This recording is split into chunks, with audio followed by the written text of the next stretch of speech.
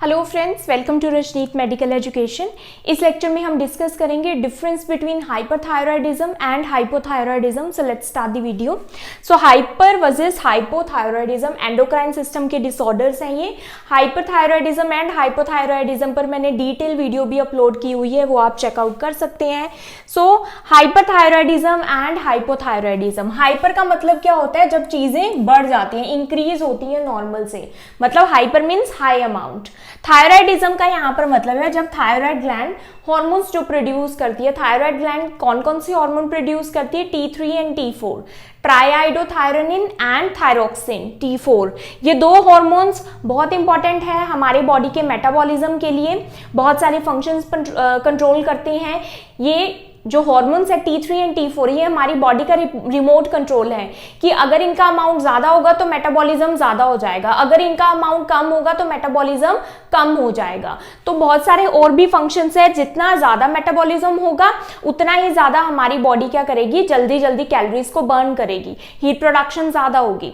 अगर इनका हार्मोन्स का अमाउंट लो होता है तो मेटाबॉलिज्म स्लो हो जाता है, तो उससे क्या होता है कि एनर्जी जल्दी से प्रोड्यूस नहीं होती। और साथ में ही थायराइड हार्मोन्स क्या करते हैं? थायराइड हार्मोन हमारे हार्ट को भी कंट्रोल करते हैं, हार्ट की रिदम, हार्ट का रेट, इनको कंट्रोल करते हैं। हमारे गट की हेल्थ को भी, मोटिलिटी को भी कंट्रोल करते हैं। हमारे ब्रेन की development, physical and mental development जो कि बेबी में होती है, उसको कंट्रोल करते हैं थायराइड हार्मोन। प्लस साथ में ही फर्टिलिटी को कंट्रोल करते हैं, रिप्रोडक्टिव हेल्थ के लिए भी जरूरी है, मेंस्ट्रुएशन को भी कंट्रोल करते हैं ये फीमेल में। तो अब हाइपरथायरॉयडिज्म का मतलब है कि हाई अमाउंट है किसका? थायराइड हार्मोन्स का। थायराइडिज्म मतलब थायराइड हार्मोन का हाई अमाउंट। तो हाइपरथायरॉयडिज्म में आप क्या याद रखेंगे? हाई एंड फास्ट, ये आप याद रखेंगे। हाई एंड फास्ट मतलब फास्ट मेटाबॉलिज्म। हाइपोथायरॉयडिज्म मतलब थायराइड हार्मोन का, हाइपो का मतलब है कि लो अमाउंट में थायराइड हार्मोन का प्रोड्यूस होना, मतलब इनसफिशिएंट अमाउंट में। और हाइपोथायरॉयडिज्म में आप याद रखिए लो एंड स्लो याद रखेंगे कि लो होगा और मेटाबॉलिज्म क्या होगा? स्लो होगा, क्योंकि कम थायराइड हार्मोन प्रोड्यूस हो रहे हैं। तो थायराइड ग्लैंड क्या करती है? Produce excess amount of thyroid hormone. Hyperthyroidism में एक्सेस अमाउंट प्रोड्यूस होता है थायराइड हार्मोन का, जिसकी वजह से मेटाबॉलिज्म क्या होता है? फास्ट होता है। मैंने आपको बताया कि थायराइड हार्मोन मेटाबॉलिज्म को कंट्रोल करता है, तो अगर ये बहुत ज्यादा थायराइड हार्मोन रिलीज हो रहे हैं तो मेटाबॉलिज्म क्या हो जाएगा? उसकी स्पीड इंक्रीज हो जाएगी। तो बहुत सारी एक्टिविटीज की जो स्पीड है वो इंक्रीज हो जाएगी अगर थायराइड हार्मोन का अमाउंट ज्यादा प्रोड्यूस हो रहा है तो। इसी के अपोजिट हाइपोथायरॉयडिज्म में thyroid gland insufficient thyroid hormone बनाती है, लो अमाउंट। तो जिसमें क्या होगा? लो होगा तो स्लो होगा मेटाबॉलिज्म। स्लो मेटाबॉलिज्म में क्या होगा? अगर मेटाबॉलिज्म स्लो है तो क्या होगा कि एनर्जी अच्छे से प्रोड्यूस नहीं होगी, बहुत ही स्लो रेट पर प्रोड्यूस होगी। वेयरएज ओवर एक्टिव मेटाबॉलिज्म में, जहां पर मेटाबॉलिज्म फास्ट है, एनर्जी बहुत जल्दी जल्दी प्रोड्यूस हो रही है, हीट ज्यादा प्रोड्यूस हो रही है। अभी हम और डिटेल में इसके बारे में पढ़ेंगे। तो कोजेस क्या है? देखो हाइपरथायरॉयडिज्म के क्या है और हाइपोथायरॉयडिज्म के क्या है। फर्स्ट हाइपरथायरॉयडिज्म की बात करते हैं। तो हाइपरथायरॉयडिज्म एंड हाइपोथायरॉयडिज्म दोनों में ही प्राइमरी कोजेस होते हैं एंड सेकेंडरी कोजेस होते हैं। प्राइमरी कोजेस होते हैं जिसमें थायराइड ग्लैंड में ही कुछ प्रॉब्लम है, जिसकी वजह से या तो बहुत ज्यादा अमाउंट रिलीज हो रहा है थायराइड हार्मोन का, या तो बहुत कम अमाउंट रिलीज हो रहा है थायराइड हार्मोन्स का। तो प्राइमरी हाइपोथायरॉयडिज्म में थायराइड ग्लैंड में प्रॉब्लम है, प्राइमरी कोज है तो थायराइड ग्लैंड में प्रॉब्लम है, हाइपोथैलेमस और पिट्यूटरी ग्लैंड में कोई प्रॉब्लम नहीं है। सेकेंडरी कोजेस होते हैं कि थायराइड ग्लैंड तो ठीक काम कर रही है लेकिन या तो पिट्यूटरी ग्लैंड में प्रॉब्लम है, जिसकी वजह से थायराइड ग्लैंड अच्छे से काम नहीं कर रही। टर्शरी होते हैं कि अगर हाइपोथैलेमस में कोई प्रॉब्लम है जिसकी वजह से पिट्यूटरी ग्लैंड भी अच्छे से काम नहीं करेगी और थायराइड ग्लैंड भी अच्छे से काम नहीं करेगी। तो पहले हम हाइपरथायरॉयडिज्म के कोजेस पढ़ते हैं, जिसमें प्राइमरी कोजेस क्या आता है? ग्रेव्स डिसीज प्राइमरी कोज है, सबसे मोस्ट कॉमन कोज है हाइपरथायरॉयडिज्म का ग्रेव्स डिसीज। फिर प्राइमरी में और क्या आता है? Toxic multinodular goitre, thyroiditis and excess iodine intake and thyroid tumours. यहां पर एक और कोज आप ऐड कर सकते हैं, दैट इज पिट्यूटरी ट्यूमर। तो ऐसे ट्यूमर जो कि पिट्यूटरी ग्लैंड में हो, तो ये वाला क्या होगा, सेकेंडरी कोज हो जाएगा हाइपरथायरॉयडिज्म में। आप डिटेल वीडियो में और डिटेल में इसको पढ़ सकते हैं। अब सबसे पहले ग्रेव्स डिसीज सबसे कॉमन है। ग्रेव्स डिसीज क्या होती है, ऑटो इम्यून कंडीशन है, ये chronic auto immune condition. Auto immune मतलब हमारी ही इम्यूनिटी हमारे ही सेल्स को जब अटैक करने लग जाती है। तो ग्रेव्स डिसीज में क्या होता है कि जो एंटीबॉडीज हैं वो थायराइड ग्लैंड को अटैक करने लग जाती है। और कौन सी antibodies, TSI, thyroid stimulating immunoglobulins, thyroid stimulating antibodies भी इनको बोलते हैं, या फिर थायराइड स्टिमुलेटिंग इम्यूनोग्लोबुलिन्स। ये एंटीबॉडीज क्या है, थोड़ी डिफरेंट है। ये क्या करेंगी, थायराइड ग्लैंड को स्टिमुलेट करेंगी, स्टिमुलेट करती हैं कि और प्रोडक्शन करो थायराइड हार्मोन्स की। स्टिमुलेट होने की वजह से क्या होता है, एक तो थायराइड ग्लैंड का साइज भी इंक्रीज हो जाता है। इसमें अभी हम क्लिनिकल मैनिफेस्टेशंस भी पढ़ेंगे, साइन एंड सिम्टम्स भी पढ़ेंगे ग्रेव्स डिसीज के। इसमें गॉइटर हो जाता है, और साथ में ही क्या होता है कि जब इनका साइज बड़ा हो जाता है, स्टिमुलेट हो जाते हैं ये बहुत ज्यादा थायराइड ग्लैंड, जिसकी वजह से बहुत ज्यादा हॉर्मोन्स का रिलीज होता है ग्रेव्स डिसीज में। और कौन सी एंटीबॉडीज, थायराइड स्टिमुलेटिंग इम्यूनोग्लोबुलिन्स, जो कि थायराइड स्टिमुलेटिंग हार्मोन्स की तरह एक्ट करती है, जो कि एंटीरियर पिट्यूटरी रिलीज करता है टीएसएच, उसकी तरह एक्ट करती हैं और पिट्यूटरी और थायराइड ग्लैंड को स्टिमुलेट करती हैं T3 T4 रिलीज करने के लिए। सबसे मोस्ट कॉमन ग्रेव्स डिसीज। उसके बाद आता है टॉक्सिक मल्टीनोड्यूलर गॉइटर। तो हाइपरथायरॉयडिज्म में क्या होता है, समटाइम्स क्या होता है कि जो थायराइड ग्लैंड है वहां पर बहुत सारे नोड्यूल्स बन जाते हैं। तो थायराइड ग्लैंड इस टाइप की होती है, बटरफ्लाई टाइप की। तो यहाँ पर बहुत सारे क्या बन जाते हैं, मल्टी नोड्यूलर, बहुत सारे नोड्यूल्स बन जाते हैं। ये नोड्यूल्स इंडिपेंडेंटली क्या करते हैं कि थायराइड हार्मोन्स को प्रोड्यूस करते हैं, क्योंकि ये थायराइड ग्लैंड में बने हैं। तो ये थायराइड ग्लैंड से हार्मोन्स को प्रोड्यूस करते हैं एक्सेसिव अमाउंट में। फिर आता है थायराइडाइटिस। अगर इस थायराइड ग्लैंड की इन्फ्लामेशन हो जाती है, थायराइडाइटिस हो जाता है, तो क्या होता है कि यहाँ से T3 और T4 ज्यादा अमाउंट में रिलीज होता है। Excess iodine intake. देखो थायराइड हार्मोन की प्रोडक्शन के लिए आयोडीन बहुत इंपॉर्टेंट है। तो अगर आयोडाइन ज्यादा ले लिया तो थायराइड हार्मोन्स क्या होंगे, ज्यादा प्रोड्यूस होंगे। अगर आयोडाइन की कमी है, कम ले रहे हैं बहुत ज्यादा, तो थायराइड हार्मोन कम होंगे। तो हाइपरथायरॉयडिज्म में क्या होता है, एक्सेसिव आयोडाइन इंटेक की वजह से भी थायराइड हार्मोन ज्यादा प्रोड्यूस हो सकते हैं। आयोडाइन किन में होता है, सी फूड में होता है। तो जो ज्यादा ही सी फूड कंज्यूम करे उनको हाइपरथायरॉयडिज्म हो सकता है। फिर आता है थायराइड ट्यूमर्स। अगर थायराइड ग्लैंड में इटसेल्फ कुछ ट्यूमर्स हैं जो कि क्या कर रहे हैं, स्टिमुलेटिंग ट्यूमर्स हैं, मतलब वो थायराइड हार्मोन्स की सिक्रेशन को इंक्रीज कर रहे हैं, इससे भी हो सकता है। Thyroid replacement therapy. Thyroid replacement therapy का क्या मतलब है यहाँ पर कि जब किसी पर्सन को हाइपोथायरॉयडिज्म होता है जिसमें थायराइड हार्मोन की कमी हो रही होती है, तो बाहर से लिवोथायरॉक्सिन दिया जाता है, सिंथेटिक हार्मोन्स दिए जाते हैं। लिवोथायरॉक्सिन क्या है, एक तरह से सिंथेटिक T4 है जो कि T3 में कन्वर्ट हो जाता है, मेटाबोलाइज हो जाता है बॉडी में, तो वो सिंथेटिक T4 एंड T3 है। तो अगर थायराइड रिप्लेसमेंट थेरेपी की डोज हाई है या फिर हाइपोथायरॉयडिज्म ठीक हो गया है, ज्यादा अमाउंट में ये लिवोथायरॉक्सिन ले रहे हैं, रेगुलर मॉनिटरिंग नहीं कर रहे, रेगुलर टेस्ट नहीं कर रहे TSH का, तो क्या होगा कि हाई अमाउंट भी हो सकता है थायराइड हार्मोन्स का, हाइपरथायरॉयडिज्म भी हो सकता है। सेकेंडरी कोज क्या हो सकता है, सेकेंडरी हाइपोथायरॉयडिज्म, पिट्यूटरी ग्लैंड में ट्यूमर है और ये ट्यूमर क्या है, ये स्टिमुलेटिंग ट्यूमर है या फिर पिट्यूटरी एडिनोमा। ये क्या है, ये वो ट्यूमर है जो कि पिट्यूटरी ग्लैंड को स्टिमुलेट कर रहे हैं कि वो ज्यादा TSH रिलीज करे। तो ये कैसे होता है, देखो सबसे पहले हाइपोथैलेमस होता है जो कि क्या रिलीज करता है, thyrotropin releasing hormone. Thyrotropin releasing hormone anterior pituitary को स्टिमुलेट करता है, एंटीरियर पिट्यूटरी TSH रिलीज करती है। TSH थायराइड ग्लैंड को स्टिमुलेट करता है जिससे T3 और T4 प्रोड्यूस होता है। तो अगर थायराइड ग्लैंड में इट्स प्रॉब्लम है तो वो प्राइमरी कोज है जिससे T3 और T4 रिलीज होगा। अगर TSH रिलीज हो रहा है एक्सेसिव अमाउंट में तो ये क्या है, सेकेंडरी कोज है। इट मींस पिट्यूटरी जो एंटीरियर पिट्यूटरी है वो TSH को रिलीज कर रही है ज्यादा। वो कब हो सकता है, अगर पिट्यूटरी ग्लैंड में कोई एडिनोमा या फिर ट्यूमर है। नाउ इसके ही ऑपोजिट हम पढ़ते हैं हाइपोथायरॉयडिज्म में। हाइपोथायरॉयडिज्म में दो मेन कोजेज हैं, एक है हैशिमोटोस थायरॉयडाइटिस और एक है आयोडीन डेफिशिएंसी। हैशिमोटोस थायरॉयडाइटिस ये यूएस में सबसे कॉमन कोज है, क्योंकि यूएस में क्या है, आयोडाइन की डेफिशिएंसी नहीं है, वहां पर टेबल सॉल्ट में आयोडाइन डाल दिया गया है, ऐड किया गया है, जिससे इसकी डेफिशिएंसी नहीं है आयोडाइन की। वर्ल्ड वाइड अगर पूरे वर्ल्ड में देखा जाए तो सबसे कॉमन कोज क्या है, आयोडाइन डेफिशिएंसी, क्योंकि वर्ल्ड के कई एरियाज में क्या है, आयोडाइन रिच फूड हम नहीं ले रहे, सी फूड नहीं ले रहे, जिससे क्या होता है आयोडीन की डेफिशिएंसी हो जाती है। और सॉल्ट में आयोडीन ऐड किया जाता है। कौन से सॉल्ट में? आयोडाइज सॉल्ट में। तो बहुत सारे लोग सेंधा नमक और रॉक सॉल्ट, पिंक सॉल्ट ये सब कंज्यूम कर रहे हैं। एक बैलेंस अमाउंट में लेना सही है, लेकिन आप उसमें चेक करें कि उसमें क्या आयोडीन को ऐड किया गया है, क्योंकि उसमें बहुत कम अमाउंट में होता है, तो उससे क्या हो सकता है? हाइपोथायराइडिज्म हो सकता है। तो आयोडाइज सॉल्ट अपनी डाइट में इंक्लूड करना बहुत जरूरी है। आपको सिर्फ पिंक सॉल्ट या फिर सेंधा नमक पर, रॉक सॉल्ट पर, हिमालयन सॉल्ट पर कंप्लीटली डिपेंड नहीं होना, आयोडाइज सॉल्ट को लेना होता है। तो हाशिमोटो थायराइडाइटिस की बात करते हैं। ग्रेव्स डिसीज की तरह ही हाशिमोटो थायराइडाइटिस भी ऑटो इम्यून कंडीशन है, लेकिन इसके ऑपोजिट यहां पर स्टिमुलेटिंग एंटीबॉडीज बन रही हैं जो कि थायराइड ग्लैंड को स्टिमुलेट करती है ओवर प्रोडक्शन के लिए। हाइपोथायराइडिज्म में कौन सी एंटीबॉडीज बनती है? वो एंटीबॉडीज बनती हैं जो कि थायराइड ग्लैंड को डिस्ट्रॉय कर रही है। जब थायराइड ग्लैंड डिस्ट्रॉय होगी तो वो इनफ अमाउंट में थायराइड हॉर्मोन्स को प्रोड्यूस नहीं कर पाएगी। कौन सी एंटीबॉडीज यहां पर होती है? Anti TPO and anti thyroglobulin.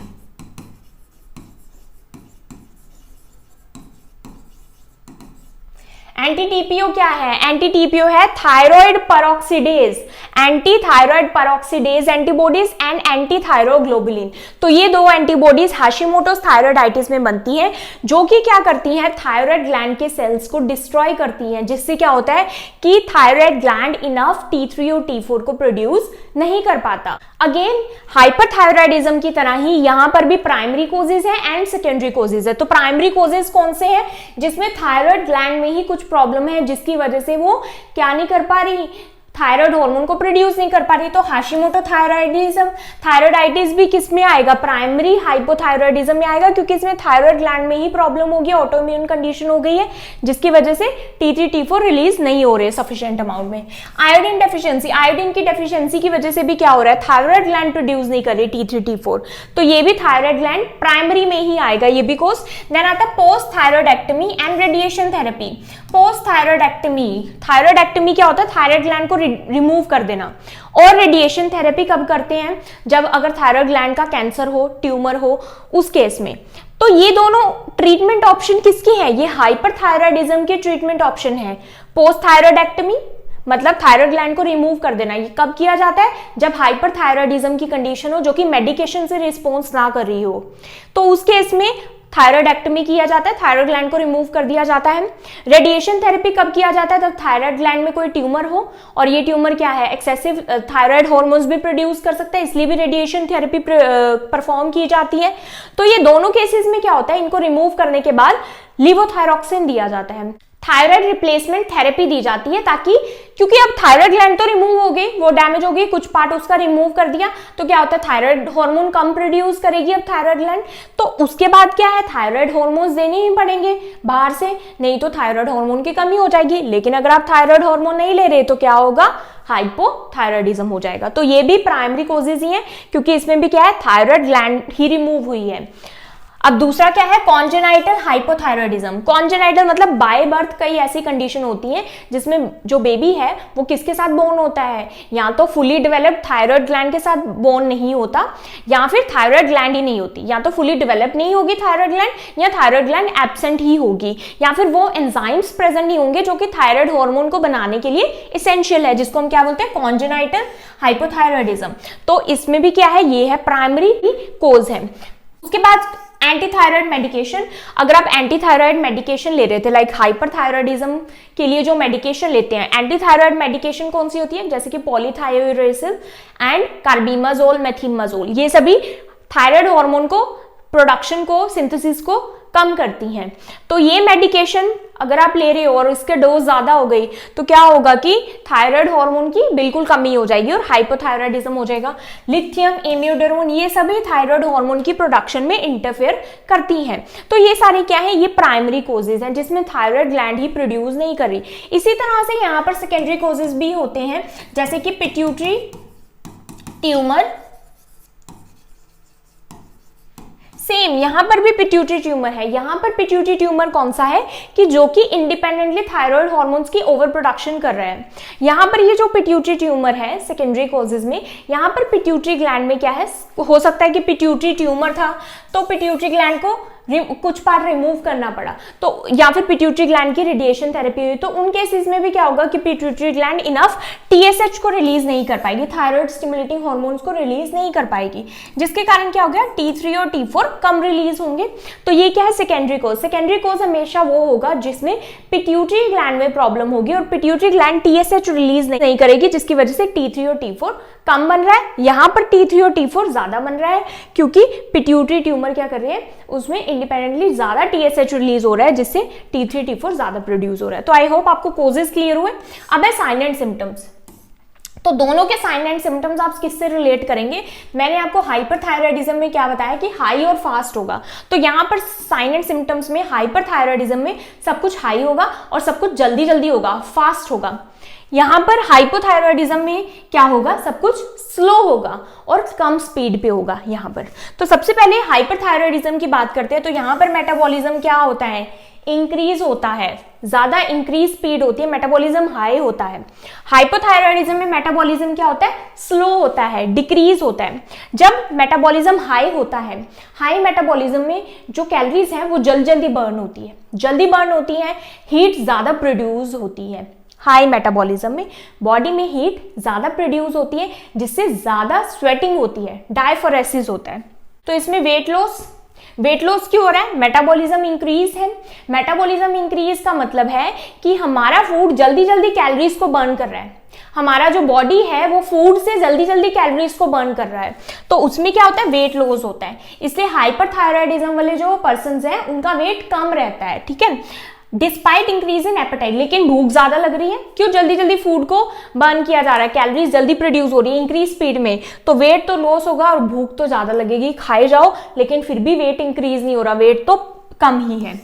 अब गैस्ट्रिक मोटिलिटी की बात करें, जो हमारी पेरिस्टाल्सिस है वो क्या रहेगी, इंक्रीज रहेगी। यहां पर मैंने आपको क्या बताया, सब कुछ इंक्रीज होगा, increase appetite, increase metabolism, increase peristaltic movement, increase motility of gastrointestinal tract, तो जिससे क्या होगा, डायरिया होगा।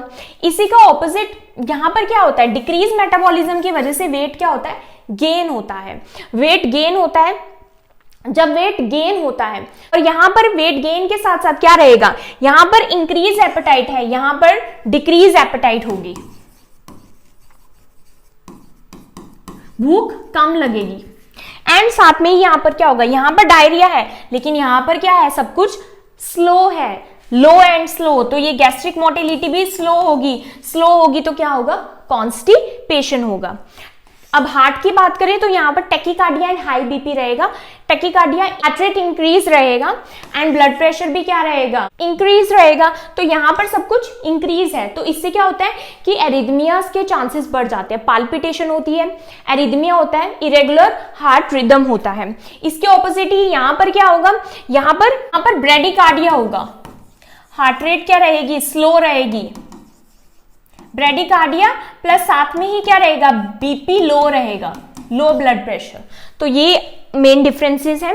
उसके बाद यहाँ पर क्या होगा, tremors in hands and fingers. Hands and fingers में क्या होगी, ट्रेमर्स होंगी, शेकीनेस होगी, heat intolerance and excessive sweating, ये मैंने आपको ऑलरेडी बताया, इंक्रीज मेटाबॉलिज्म की वजह से हीट ज्यादा प्रोड्यूस होगी और स्वेटिंग बहुत ज्यादा होगी।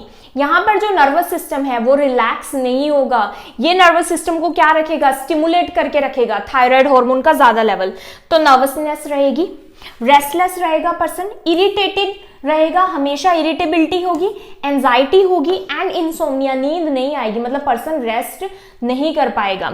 उसके अलावा यहाँ पर स्पेसिफिक सिम्टम है ग्रेव्स डिसीज के, तो ग्रेव्स डिसीज के स्पेसिफिक सिम्टम क्या है, एक्सोथैल्मोस। एक्सोथैल्मोस क्या होता है, एक्सोथैल्मोस होता है जो आईज है वो ऐसी बल्जिंग रहेंगी, बाहर की तरफ प्रोट्रूडेड रहेंगी। ये क्यों होता है, क्योंकि आईज के पीछे टिश्यूज में स्वेलिंग हो जाती है, तो ग्रेव्स डिसीज में एक्सोथैल्मस होता है।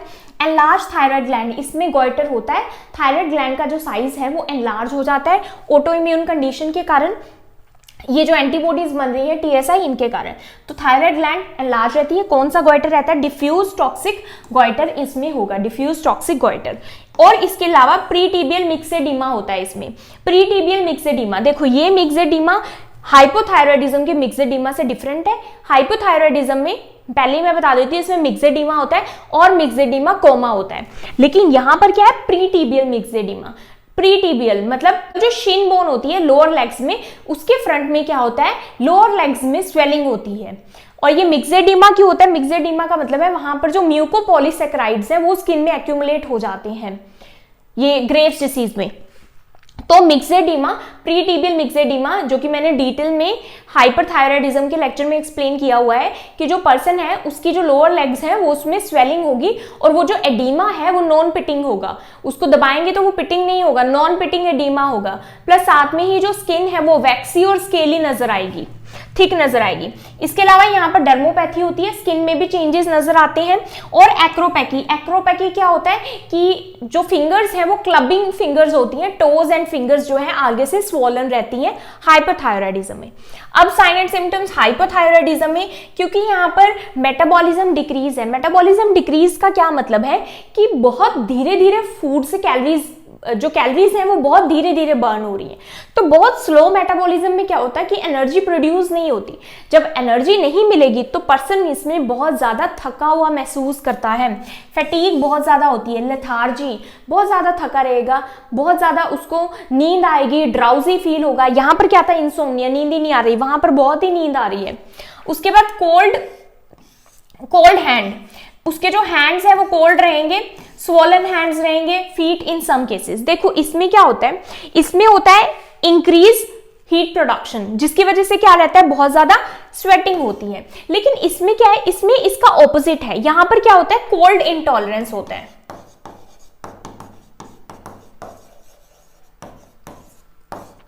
तो आप याद रखेंगे, बहुत इंपॉर्टेंट पॉइंट है कोल्ड इंटॉलरेंस। कोल्ड इंटॉलरेंस का मतलब है कि मेटाबॉलिज्म स्लो है, जिसके कारण एनर्जी की प्रोडक्शन नहीं हो रही। जब एनर्जी प्रोड्यूस नहीं होगी तो हीट प्रोडक्शन नहीं होगी। हीट प्रोडक्शन नहीं होगी तो बॉडी का टेम्परेचर जो है हाइपोथायरॉयडिज्म में कम रहता है। तो इसलिए इसको कोल्ड इंटॉलरेंस, या फिर आप बोल सकते हैं कि इसमें क्या रहेगा? हाइपोथर्मिया रहेगा। टेम्परेचर बॉडी का क्या रहेगा? कम रहेगा। और ये जो हाइपोथायरॉयडिज्म वाले पर्सन होते हैं ये ठंड को नहीं झेल सकते क्योंकि इनमें कोल्ड इंटॉलरेंस होता है। उसके अलावा यहाँ पर क्या होगा? यहाँ पर भी मिक्सेडिमा होगा। यहाँ पर मिक्सेडिमा वही है कि स्किन में क्या होगा? देखो यहाँ पर इससे कंफ्यूज नहीं हो रहा। मिक्सेडिमा जो कंडीशन है वो हाइपोथायरॉयडिज्म की है। मिक्सेडिमा एंड मिक्सेडिमा कोमा इसकी कॉम्प्लिकेशन है। यहाँ पर अगर मिक्सेडिमा की बात होती है तो वो है प्रीटिबियल मिक्सेडिमा। तो मेन अगर जस्ट मिक्सेडिमा आता है क्वेश्चन में कि मिक्सेडिमा किस में होता है? हाइपर में होता है, हाइपो में, तो आपने क्या लिखना है? हाइपोथायरॉयडिज्म। लेकिन अगर मिक्सेडिमा प्रीटिबियल मिक्सेडिमा आता है, प्रीटिबियल उसके आगे आता है, तो ये हाइपरथायरॉयडिज्म में किसकी कंडीशन है? ये ग्रेव्स डिसीज की कंडीशन है। तो मिक्सेडिमा क्या है? अगेन म्यूकोपॉलीसैकेराइड स्किन में डिपॉजिट होने के कारण ये कंडीशन होती है जब थायराइड हार्मोन का लेवल बहुत लो होता है या फिर डिस्टर्ब होता है, तो म्यूकोपॉलीसैकेराइड स्किन में एक्यूमुलेट होना स्टार्ट हो जाते हैं, जिसके कारण स्पेशली हाइपोथायरॉयडिज्म में आईज और फेस में क्या रहेगी? स्वेलिंग रहेगी। आईज और फेस ऐसे नजर आएंगे जैसे मून फेस, इसमें कहते हैं पफी फेस, सूजा हुआ फेस, किसमें होता है? हाइपोथायरॉयडिज्म में होता है। और अगेन ये नॉन पिटिंग एडीमा होता है। स्किन इसमें कैसी होती है? ड्राई एंड वैक्सी अपीयरेंस होती है, ड्राई स्किन होती है। अगर हम हेयर की बात करें तो हेयर भी इसमें हाइपोथायरॉयडिज्म में हेयर फॉल होता है और ड्राई हेयर रहते हैं और ब्रिटल नेल्स भी रहते हैं। उसके बाद अगर सेंट्रल नर्वस सिस्टम की बात करें, सेंट्रल नर्वस सिस्टम में यहाँ पर क्या होता है? यहाँ पर हमने क्या पढ़ा था कि वो स्टिमुलेट रहता है सेंट्रल नर्वस सिस्टम। अगर यहाँ पर हम बात करते हैं कि जो सिंपैथेटिक नर्वस सिस्टम है वो कैसा रहेगा? यहाँ पर डिप्रेस रहेगा। क्यों? T3 और T4 का हार्मोन बहुत कम है, तो इसमें क्या देखने को मिलेगा? डिप्रेशन देखने को मिलेगा, ब्रेन फॉग देखने को मिलेगा। ब्रेन फॉग क्या होता है?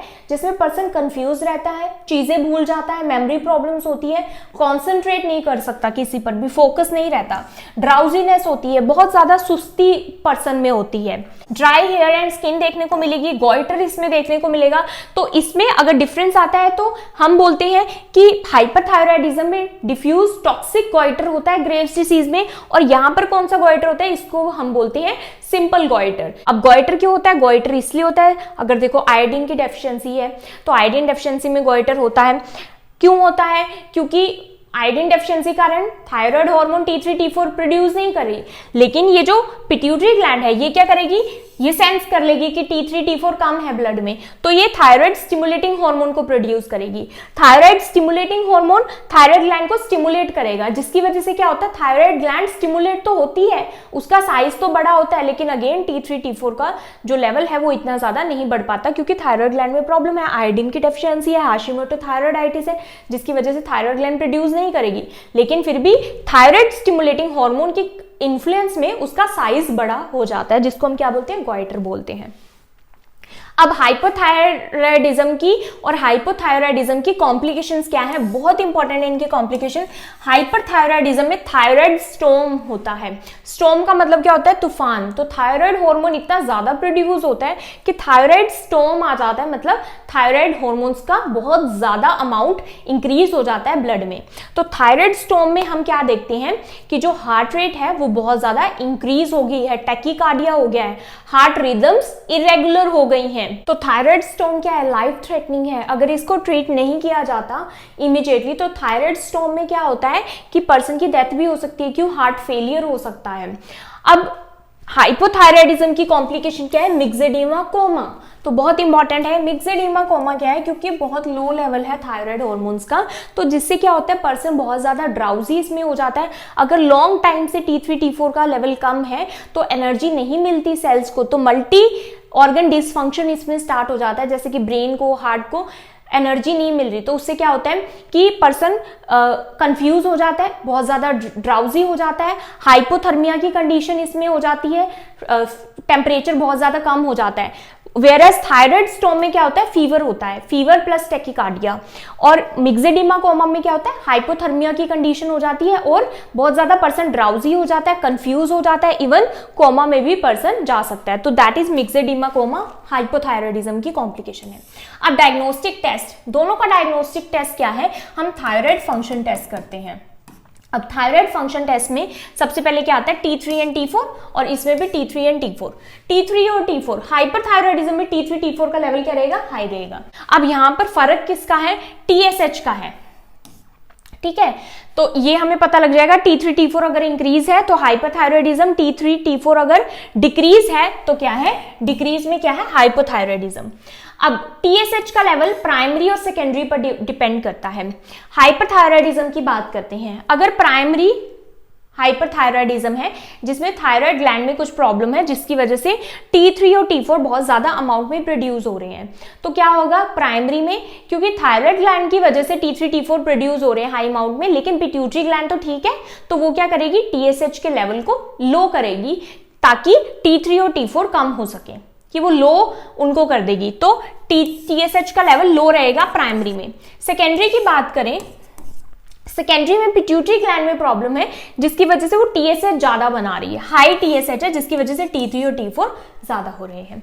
वेयर एज अगर हम हाइपोथायरायडिज्म की बात करें तो प्राइमरी में क्या होगा, प्राइमरी का मतलब है कि थायराइड ग्लैंड में प्रॉब्लम है, जिसके कारण T3 और T4 कम रिलीज हो रहे हैं। जब कम रिलीज होंगे तो पिट्यूटरी ग्लैंड उसको सेंस करेगी, हाइपोथैलेमस उसको सेंस करेगा, तो पिट्यूटरी ग्लैंड क्या करेगी, TSH के लेवल को इंक्रीज करेगी ताकि TSH ज्यादा रिलीज हो और T3 T4 ज्यादा रिलीज हो। तो प्राइमरी में हाई TSH होगा, वेयर एज सेकेंडरी में क्योंकि पिट्यूटरी ग्लैंड ही TSH को कम रिलीज कर रही है तो T3 T4 जिसकी वजह से कम हो रही है, तो वो सेकेंडरी हाइपोथायरायडिज्म बताता है। अब पॉजिटिव थायराइड स्टिमुलेटिंग एंटीबॉडीज इन ग्रेव्स डिसीज, ग्रेव्स डिसीज में हमने पढ़ा कि कौन सी एंटीबॉडीज सिक्रीट होती हैं, थायराइड स्टिमुलेटिंग एंटीबॉडीज या फिर थायराइड स्टिमुलेटिंग इम्यूनोग्लोबुलिन्स उनको बोलते हैं, जो कि पॉजिटिव होगी ग्रेव्स डिसीज में। यहां पर कौन सी एंटीबॉडीज पॉजिटिव होंगी, positive anti thyroid peroxidase TPO and anti thyroglobulin antibodies, anti TPO and anti thyroglobulin antibodies Hashimoto thyroiditis में पॉजिटिव होंगी।